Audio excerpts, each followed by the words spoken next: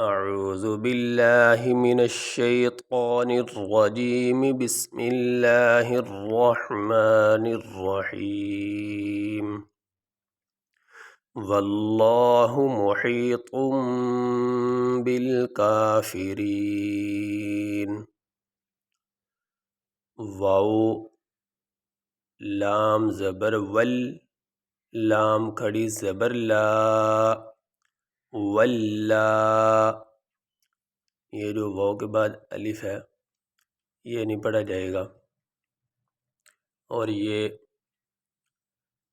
دو لام کٹھے ہو گئے، ایک یہ والا لام اور ایک یہ والا لام، اور ان دونوں لاموں کو ملا کر ایک پڑھا جائے گا۔ اس لام کا اس لام میں ادغام کر دیا جائے گا، ملا دیا جائے گا، تو دونوں لاموں کو ملا کر ایک لام بنا دیا جائے گا۔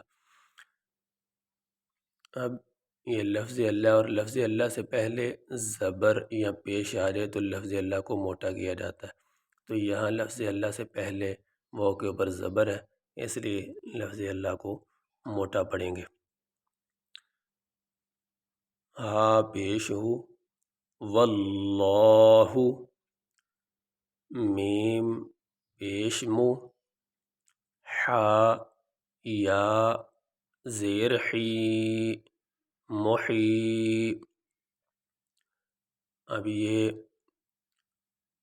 یا اور اس کے اوپر یہ جزم ہے، اس کو جزم کہتے ہیں، اور جس حرف کے اوپر یہ جزم ہو اس حرف کو ساکن کہتے ہیں۔ یہ حروف مدہ میں سے حروف مدہ تین ہیں۔ الف ساکن سے پہلے زبر، واو ساکن سے پہلے پیش، اور یا ساکن سے پہلے زیر آ جائے تو ان کو حروف مدہ کہتے ہیں، اور حروف مدہ کو لمبا کیا جاتا ہے۔ اب یہاں پہ یا ساکن سے پہلے زیر آ گئی، اور یہ حروف مدہ میں سے حروف مدہ کو لمبا کیا جائے گا۔ حا یا زیر حی، محی۔ اب یہ طا کے ساتھ یہ چھوٹا سا میم بھی یہ پڑا ہوا ہے، اور طا کے اوپر دو پیش ہے، دو زبر دو زیر دو پیش کو تنوین کہتے ہیں۔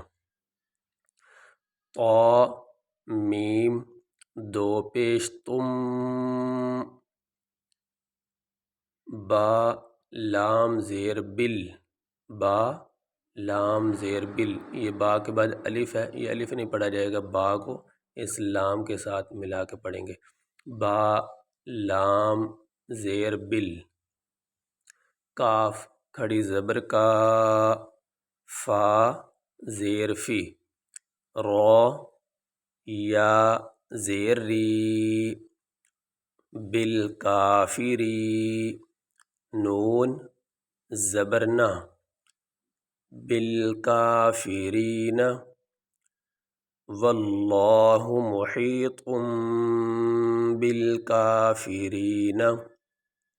اب یہاں پہ آیت مکمل ہو گئی، تو یہاں پہ ہم وقف کریں گے، سانس لیں گے، تو وقف کرنے کی صورت میں آخری حرف کو ساکن پڑھا جاتا ہے، اور یہاں پہ آخری حرف ہے نون، اور اس کے اوپر ہے زبر، تو وقف کرنے کی صورت میں ہم اس کے اوپر جو زبر ہے وہ نہیں پڑھیں گے، نون کو ہم ساکن پڑھیں گے۔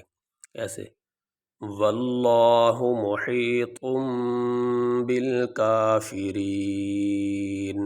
یہ ہم نے وقف کرنے کی صورت میں جو آخری حرف ہے نون، اس کو ہم نے ساکن پڑھا، لیکن جو آخری حرف ہے اس کو پڑھا جائے گا، اس کے اوپر جو حرکت ہے وہ نہیں پڑھی جاتی۔ واللہ محیط بالکافرین، یہ سبق مکمل ہوا۔